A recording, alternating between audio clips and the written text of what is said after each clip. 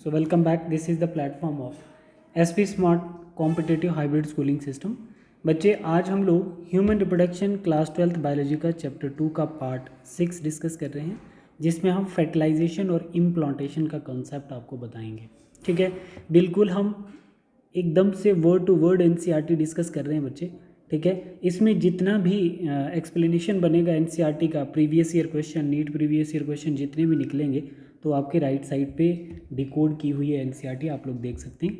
आपके सामने right side पे स्क्रीन पे स्ट्रक्चर है सेकेंडरी oocyte, राइट. तो आपको पता होना चाहिए कि सेकेंडरी oocyte जब फीमेल रिप्रोडक्टिव ट्रैक्ट में जो सेकेंडरी oocyte ओवरी से रिलीज़ होता है उसको कहाँ ट्रैवल करके आना है, फ्लोपिन ट्यूब्स में. ठीक है, और फ्लोपिन ट्यूब में क्या होगा बच्चे, वहाँ पर फ्लोपिन ट्यूब्स के अंदर कॉपुलेशन होगी. तो पहले पढ़ लेते हैं थोड़ा सा, फिर डिस्कस करते हैं. यहाँ पे बता रहा है बेटा, क्या बता रहा है, during copulations that is coitus, sexual intercourse को कोइटस बोला जाता है, semen is released by the penis. ठीक है, इनटू द वेजाइना, पेनिस के द्वारा वेजाइना में सेमेन को रिलीज किया जाता है, उसको हम इंसेमिनेशन बोलते हैं. ठीक, the motile sperm swim rapidly pass through the cervix. जो स्पर्म है वो मोटाइल होता है, वो स्विम करके एकदम से कहाँ पहुँच जाएगा, सर्विक्स रीजन्स में पहुंच जाएगा, जो वेजाइनल कैनाल का ऊपर वाला पार्ट होता है. एंटर इनटू द यूट्रस, और कहाँ पहुंच जाएगा बच्चे, यूट्रस में. And finally reaches to the ampullary regions, dilated part जो है हमारी फ्लोपिन ट्यूब का, वहाँ पहुंच जाएगा. ठीक है, the ovum released by the ovary, ये जो ओवम आप देख रहे हैं, ठीक है, ये रिलीज किया है किसने, ओवरी ने. ओवरी क्या है बच्चे, हमारा प्राइमरी सेक्स ऑर्गन है फीमेल रिप्रोडक्टिव सिस्टम का. And is also transported to the ampullary regions, और इस सेकेंडरी oocyte को ट्रांसपोर्ट कहाँ किया जा रहा है, एम्पुलरी रीजन्स में, वेयर फर्टिलाइजेशन टेक प्लेस, जहाँ पर स्पर्म्स ने और एग ने फ्यूज होना है. समझ आए बच्चे. Fertilisation can only occur if ovum and sperms are transported simultaneously. ठीक है, तो फर्टिलाइजेशन तभी पॉसिबल हो सकती है जब सेम टाइम में एग और स्पर्म्स का फ्यूजन्स होगा, या सेम टाइम्स में फ्लोपिन ट्यूब्स तक रीच करेंगे टू द एम्पुलरी रीजन्स. ठीक है, this is the reasons why not all copulations lead to fertilization. Same time में स्पर्म और एग का रीच करना ही एक फर्टिलाइजेशंस का मेजर सिम्टम्स हैं, मेजर कैरेक्टर है. अगर सेम टाइम पे स्पर्म और एग आपका फ्लोपिन ट्यूब्स में नहीं रीच करता है तो तभी हर एक copulation leads fertilisation and pregnancy में कन्वर्ट नहीं हो सकती है. ठीक है बेटा, तो ये स्ट्रक्चर है आपके पास सामने सेकेंडरी oocytes का, इसको देखते हैं. इस स्ट्रक्चर में सबसे अंदर जो आप देख रहे हैं बेटा, ये वाली जो है, ये कौन सी है, प्लाज्मा मेम्ब्रेन है एग सेल्स की. ठीक है, और उसके बाहर रेड कलर की आपको दिख रही है बच्चे, इसको हम जोना पेलुसिडा कहते हैं. ए सेलुलर लेयर होती है, ग्लाइकोप्रोटीन नेचर से. ठीक है, और उसके बाहर ये जो आप देख रहे हो, ये कोरोना रेडिएटा लेयर है. ठीक है, ठीक है, सबसे बाहर वाली लेयर कौन सी है, कोरोना रेडिएटा. आउटर लेयर जूना पेलुसिडा, मिडल लेयर, और प्लाज्मा मेम्ब्रेन जो होती है वो इनर मेम्ब्रेन है एग सेल्स की. अब बच्चे ये जो सेकेंडरी oocyte है बेटा, ये जो सेकेंडरी oocyte है ये अरेस्ट है मियोसिस 2 के मेटाफेज 2 में. ठीक है बच्चे, अब ये सेकेंडरी oocyte अरेस्ट है बच्चे. अब ये कब सेकेंडरी oocyte अपनी मियोसिस 2 को कंप्लीट करेगा बच्चे, जब क्या होगा बेटा, जब स्पर्म रीच करेगा एग के साथ. मतलब जब स्पर्म अपने हेड में कोई एनाफेज प्रोमोटिंग फैक्टर लेके आएगा तो तभी जाके मेटाफेज 2 एनाफेज 2 में कन्वर्ट होगा. ठीक है, तो अब यहाँ पर क्या होना है, ध्यान देना बच्चे. अब यहाँ पर जैसे ही स्पर्म रीच करता है, देखो ज़रा आगे क्या कहता है, अभी थोड़ा सा आगे रीड कर लेते हैं. द प्रोसेस ऑफ फ्यूजन्स, देखो, the process of fusion of sperms with an ovum is called fertilisation. जब स्पर्म और ओवम फ्यूज करता है उस प्रोसेस को हम फर्टिलाइजेशन कहते हैं. During fertilisation a sperm comes in contact with zona pellucida layer of the ovum, है ना, and induce change in the membrane that block the entry of additional sperm. देखो बच्चे, इसको यहाँ पे समझना, ये स्पर्म है बच्चे, ये क्या है, स्पर्म. ये सबसे पहले किसके एंटर करता है, कोरोना रेडिएटा को. कोरोना रेडिएटा को एंटर करने के लिए स्पर्म के हेड में कौन से एंजाइम प्रेजेंट होते हैं, हाइलोरोनिडेस एंजाइम, जो डाइजेस्ट करता है कौन सो, कोरोना रेडिएटा लेयर को डाइजेस्ट करेगा, सबसे बाहर वाली लेयर. फिर उसके बाद बच्चे एकदम से स्पर्म के रिसेप्टर, इस स्पर्म्स के जो रिसेप्टर हैं कौन सी मेम्ब्रेन पे प्रेजेंट हैं बच्चे, इस स्पर्म के रिसेप्टर आपकी जूना पेलुसिडा मेम्ब्रेन पे प्रेजेंट है, जिसको हम स्पर्म बाइंडिंग रिसेप्टर कहते हैं। याद रखना है 2021 में क्वेश्चन पूछा है। स्पर्म बाइंडिंग रिसेप्टर किसके ऊपर प्रेजेंट होंगे? जूना पेलुसिडा के ऊपर प्रेजेंट होंगे। अब क्या करेगा ये स्पर्म जो है, जैसे ही इस मेम्ब्रेन पे एंटर करता है तो इस मेम्ब्रेन के अंदर डीपोलराइजेशन स्टेट आ जाती है। तो डीपोलराइजेशन आपने क्लास 11th में पढ़ा होगा कि अगर मेम्ब्रेन के ऊपर इधर पॉजिटिव साइन होगा तो पॉजिटिव क्या हो गया, अब बाहर नेगेटिव हो गया और अंदर पॉजिटिव हो गया। देखो पहले कैसा था, इधर देखो पहले पॉजिटिव था ना बच्चे, तो जैसे ही जोना पेलुसिडा के कांटेक्ट में स्पर्म आया तो ये क्या हो गया, प्लस अंदर चले गया और माइनस बाहर आ गया। ठीक है बच्चे, तो इसका मतलब स्पर्म कहाँ पहुँच गया है, अंदर पहुँच गया है, एग मेम्ब्रेन पे स्पर्म पहुँच गया। तो जैसे ही स्पर्म कहाँ पहुँचता है, एग मेम्ब्रेन पे पहुँचता है, तो प्राइमरी oocyte जो अरेस्टेड फॉर्म में था मियोसिस 2 की, अब वो कंप्लीट कर देगा अपनी मेटाफेज 2। किस में कन्वर्ट हो जाएगा, आपकी एनाफेज 2 में कन्वर्ट हो जाएगा। समझ आया? तो जैसे ही स्पर्म एंटर करता है एग सेल्स में, तो अभी क्या है बच्चे, जस्ट एंटर किया, फ्यूज़ नहीं किया है, तो मियोसिस 2 कंप्लीट हो गई है। ठीक, तो अब आपके पास एक स्टेज आती है जिसको हम क्या कहते हैं, ऊटिड स्टेज कहते हैं। क्या कहते हैं बच्चे, ऊटिड स्टेज कहते हैं। देखो अभी जस्ट क्या हुआ है, इसके अंदर मानो जैसे ये हमारा क्या है, ये एग मेम्ब्रेन है और स्पर्म जस्ट यहाँ पे एंटर किया है और इसका एग सेल्स का न्यूक्लियस भी यहाँ है और ये स्पर्म सेल्स का न्यूक्लियस है। मतलब एक सेल्स के अंदर 2 न्यूक्लियस प्रेजेंट हैं। ठीक है बच्चे, ठीक है। तो अब यहाँ पे एक पॉइंट था जो आपको ध्यान रखना है, जैसे ही अंदर किया तो यहाँ पर मेम्ब्रेन की डिपोलराइजेशन होगी और बाकी स्पर्म एंटर नहीं कर पाएंगे। ठीक है बेटा, तो जैसे ही हमारे पास क्या हो गया, मतलब मेम्ब्रेन ने डीपोलराइजेशन, मेम्ब्रेन ने क्या कर दिया बच्चे, अपनी पोलरिटी को चेंज कर दिया और इसी को हम क्या कहते हैं बच्चे, फास्ट ब्लॉक पॉलीस्पर्मी। क्या बोलेंगे, फास्ट ब्लॉक पॉलीस्पर्मी। मतलब पहले मेम्ब्रेन ऐसी थी, ठीक है, क्या था इस पर, पॉजिटिव पॉजिटिव अंदर नेगेटिव। ठीक है, तो अब क्या हो गया बच्चे, जैसे स्पर्म एंटर किया तो बाहर क्या आ गया, नेगेटिव अंदर पॉजिटिव। इसको हम बोलते हैं डीपोलराइजेशन स्टेट। ठीक है, तो अब जो स्पर्म बाहर से आएंगे तो वो पॉजिटिव को रिकॉग्नाइज करते थे, नेगेटिव को नहीं करते थे, और सारे स्पर्म बाहर रह जाएंगे, सिर्फ एक स्पर्म एंटर कर पाएगा। ठीक है, तो मेम्ब्रेन ने अपनी पोलरिटी चेंज कर ली और इसी को हम बोलते हैं एक स्पर्म का एंटर करना, बाकी नहीं कर पाएंगे, इसी को हम फास्ट ब्लॉक पॉलीस्पर्मी बोलेंगे। ठीक है बेटा, देखो बता क्या रहा है, and induce the change in membrane that block the entry of additional sperm. ठीक है बच्चे, this ensure that only one sperm can fertilize an ovum. तो इससे ये पता चलता है कि ओम को फर्टिलाइज करने के लिए एक ही स्पर्म काफ़ी होता है। The secretion of the acrosome help in the sperm enter into the cytoplasm of the ovum. ठीक है, क्या बोल रहे हैं कि एक्रोसोमल कैप की सिक्रीशन से स्पर्म एंटर कर जाता है ओम के साइटोप्लाज्म में और via zona pellucida and the plasma membrane. This induce the completion of mitotic division.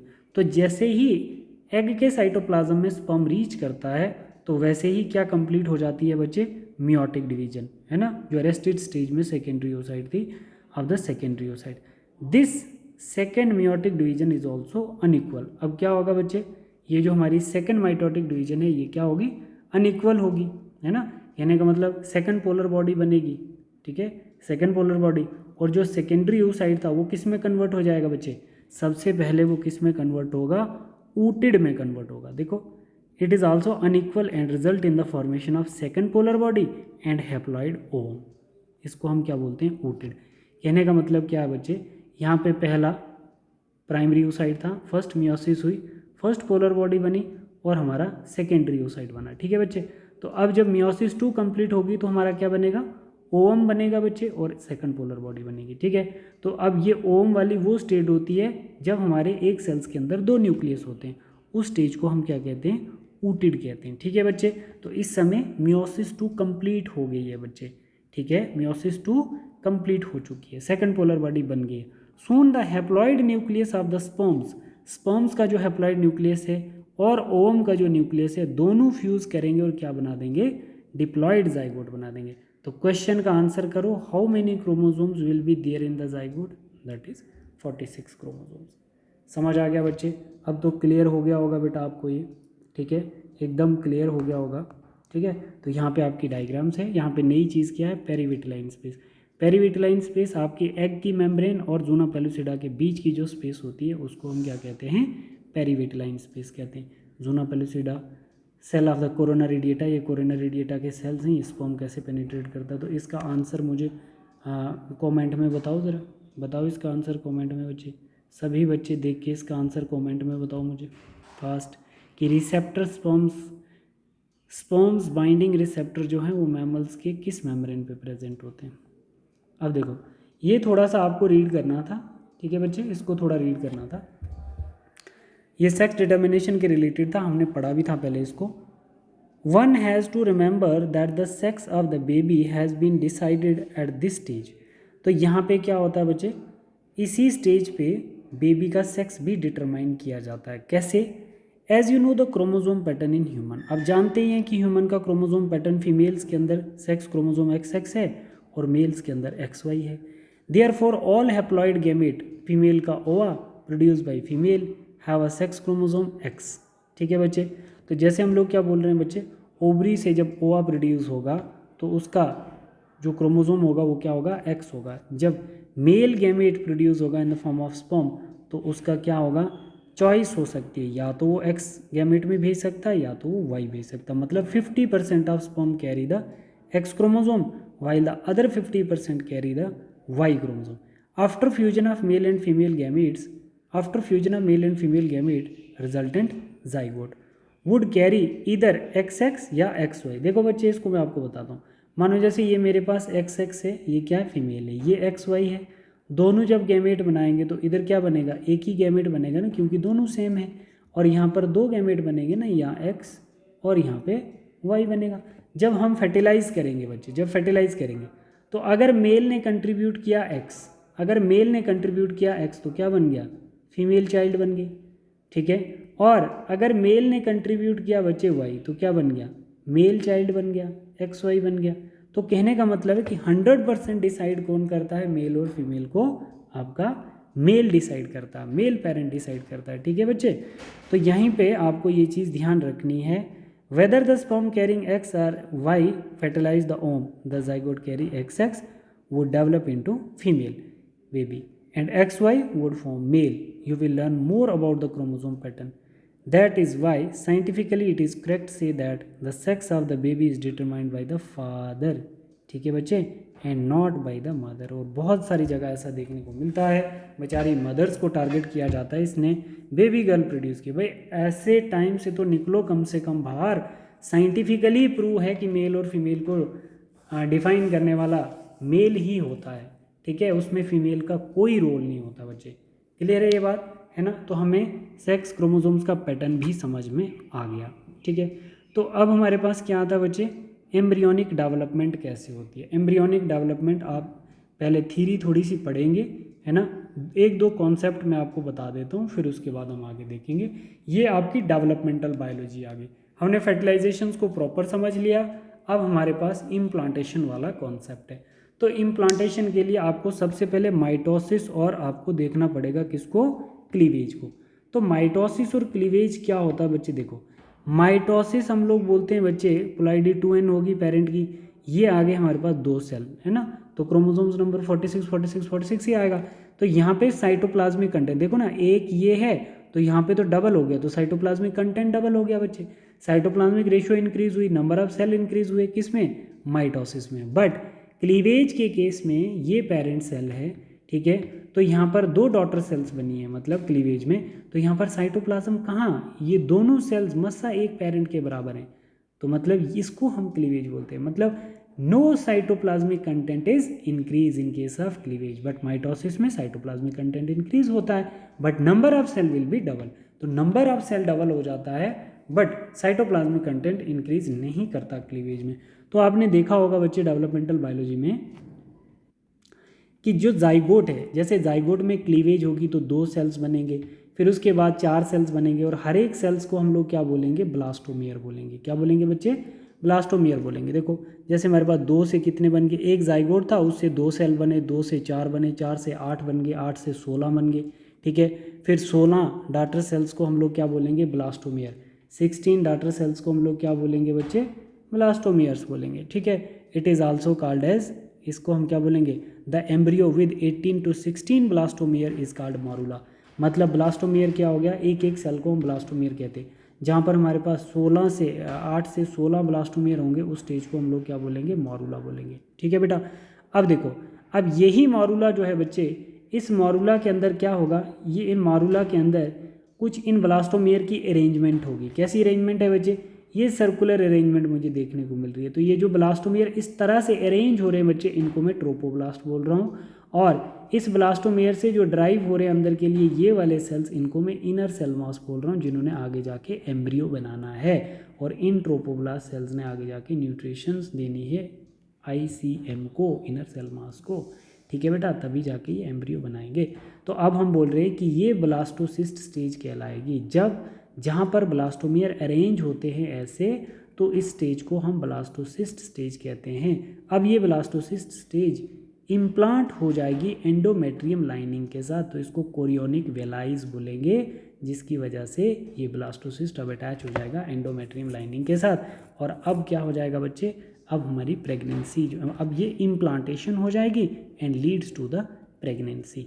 ठीक है बच्चे, तो इसको आप लोग एक बार यहाँ पर अच्छे से देखना। हमने क्या पढ़ा, the mitotic division start as the zygote, move through the isthmus of the oviduct called cleavage. ठीक है बच्चे, तो जाइगोट में क्या होगा बच्चे, जाइगोट में एक स्पेशल टाइप ऑफ माइटोसिस होती है, जिसको हम क्या बोलते हैं, क्लीवेज बोलते हैं। समझ आई बच्चे, क्रोमोसोम नंबर तो सेम है, राइट। तभी mitotic division start at the zygote. Zygote में क्या हुई है, माइटोटिक, इधर 2n है तो इधर भी 2n है। Move through the isthmus of the oviduct called cleavage toward the uterus. अब क्या हो रहा है, जाइगोट से क्लीवेज होगी, क्लीवेज से क्या होगा बच्चे, क्लीवेज से आगे हमारे ब्लास्टोमियर्स बनेंगे, और ये जो सेल्स हैं ये कहाँ के लिए मूव कर रहे हैं, टूवर्ड द यूट्रस। ठीक है, and form 2 to 4 8 16 daughter cells बनेंगे, उनको हम क्या बोलेंगे, ब्लास्टोमियर्स बोलेंगे। ठीक है बच्चे, the embryo with 8 to 16 blastomere, उसको हम क्या बोलेंगे, मॉरूला। मलबरी लाइक फ्रूट की तरह दिखता है। The morula continues to divide and transform into blastocyst. ये मॉरूला किस में चेंज हो जाएगा, ब्लास्टोसिस्ट में, as it moves further into the uterus. ठीक है बच्चे, ब्लास्टोसिस्ट कहाँ मूव कर जाएगा, यूट्रस में। The blastomeres in the blastocyst are arranged into an outer layer.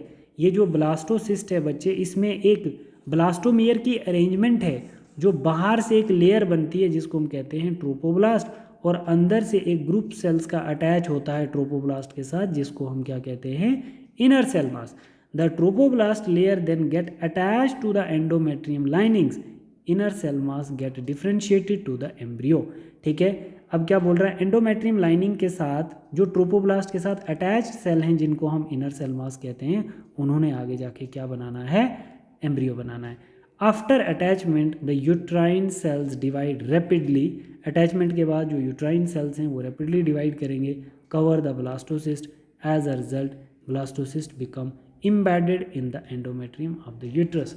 ये जो कैविटी है ब्लास्टोसिस्ट, इसमें पूरे सेल्स कवर हो जाएंगे और ये इम्बैड हो जाएगा किसके साथ, एंडोमेट्रियम ऑफ यूट्रस के साथ जुड़ जाएगा। ठीक है, this is called implantation. Blastocyst का इम्बैड होना एंडोमेट्रियम लाइनिंग के साथ, उसको हम बोलते हैं implantation. It leads to the pregnancy. I hope कि बच्चे ये बात आपको समझ में आ गई होगी। ठीक है बेटा, अब डायग्राम से आपको क्लियर हो जानी चाहिए चीज़ें। ABCD पे चलेंगे। ये हमारा क्या है बच्चे, ये हमारा सेकेंडरी ओसाइट है। अब याद रखो, सबसे बाहर कोरोना रेडिएटा है। ठीक है बच्चे, उसके अंदर जोना पेलुसिडा है, उसके अंदर हमारी सेल मेम्ब्रेन है ना, प्लाज्मा मेम्ब्रेन, और अंदर न्यूक्लियस है बच्चे इसमें। तो अब ए वाला पार्ट ये कहाँ चले जाता है, ये चले जाता है फ्लोपिन ट्यूब में। फ्लोपिन ट्यूब में स्पर्म आके एंटर करता है और यहाँ पर ऊटिड वाली स्टेज बन जाती है। और यहीं पे क्या होता है बच्चे, फ्लोपिन ट्यूब में क्या होता है, ये ए वाला पार्ट आ गया, ये बी वाला पार्ट है, इसको बड़ा करके बताया। तो यहाँ पर क्या होता है बच्चे, यहाँ पे सेकंड अरेस्ट जो होता है सेकेंडरी ओसाइट का, वो कंप्लीट होता है मेटाफेज 2 में। कहाँ कन्वर्ट हो जाएगा, मियोसिस 2 कंप्लीट हो जाएगी सेकेंडरी ओसाइट की, तो यहाँ पर क्या हो जाएगा बच्चे, एनाफेज में कन्वर्ट हो जाएगा सेल। तो अब इसके बाद क्या हुआ, ये ऊटिड स्टेज, एक सेल्स के अंदर 2 न्यूक्लियस हैं। ठीक, फिर आगे जाके क्या हो जाएगा, जाइगोट बन जाएगा। जाइगोट के बाद यहाँ पर स्पेशल टाइप ऑफ माइटोसिस होगी, जिसको हम लोग क्या बोलेंगे, क्लीवेज बोलेंगे। जाइगोट भी 2n था, ये ब्लास्टोमियर भी क्या होंगे, 2n होंगे आपके। ठीक है बच्चे, अब फिर उसके बाद डी में चले जाएंगे। तो यहाँ पर 2 से कितने सेल्स बन गए, 4 सेल बन गए। 4 से कितने बन गए बच्चे, यहाँ पर 1 2 3 4 5 6 7 8 8 सेल बन गए। 8 सेल्स के बाद हमारे पास ये कितने बन गए, ये 16 सेल। तो बोल रहा है कि ब्लास्टोमेयर के वो सेल स्टेज जिसको हम 8 to 16 कहते हैं, उस स्टेज को हम क्या बोलेंगे, मॉरुला स्टेज बोलेंगे। ये कौन सी स्टेज आ गई बच्चे, मॉरुला। अब इन मॉरुला स्टेज के अंदर सेल्स कुछ अपनी, ब्लास्टोमेयर कुछ अपनी अरेंजमेंट एडजस्ट करेंगे। तो ये इन ब्लास्टोमेयर की अरेंजमेंट आ गई बच्चे। इनको हम बोलते हैं ट्रोपोब्लास्ट। क्या बोलेंगे बच्चे, ट्रोपोब्लास्ट। और इन ट्रोपोब्लास्ट के साथ जुड़े हुए कुछ सेल्स होते हैं जिनको हम बोलते हैं इनर सेल मास। इनसे बनेगा एम्ब्रियो, और इनसे ये जो ट्रोपोब्लास्ट सेल्स होते हैं ये न्यूट्रिशन प्रोवाइड करते हैं इनर सेल मास को, तभी एम्ब्रियो की डेवलपमेंट होगी। तो ये ब्लास्टोसिस्ट स्टेज कहलाएगी जहाँ पर अलाइंड है इनर सेल मास और ट्रोपोब्लास्ट सेल। ये जाके इम्बैड हो जाएगा बच्चे, आप देखो ये इसको ब्लास्टोसिस्ट जो है ये एच वाला पार्ट इम्बैड हो गया यूट्राइन वॉल के साथ, है ना। तो ये इसी को हम क्या बोलेंगे, इम्प्लांटेशन बोलेंगे, leads to the pregnancy. I hope कि बच्चे ये चीज़ें आपको क्लियर हो गई होंगी। देखो blastomere is called morula. The morula construct to divide and transform into blastocyst. As it moves further into the uterus, the blastomere of the blastocyst is arranged in outer layer of trophoblast and inner group of the cell wall attached to the trophoblast। हमने ये सब पढ़ लिया है ना। The trophoblast layer then get attached to the endometrium and leads to the inner cell mass get differentiated as the embryo. After attachment of uterine cell divide rapidly and cover the blastocyst. As a result, blastocyst become embedded in the endometrium of the uterus.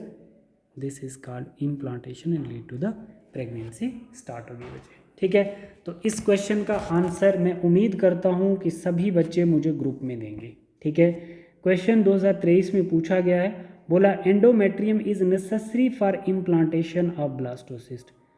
बोल रहा है कि endometrium ज़रूरी है blastocyst की implantation के लिए, but in the absence of fertilisation, the corpus luteum degenerate that cause disintegration of endometrium. Reason भी ठीक है, असर्शन भी ठीक है, बट असर्शन की करेक्ट एक्सप्लेनेशन रीज़न में नहीं है। समझ में आई बात? तो इसका मतलब हमारा जो राइट आंसर है, आप लोग बताओगे both assertion and reasons are true but reason is not the correct explanation of A.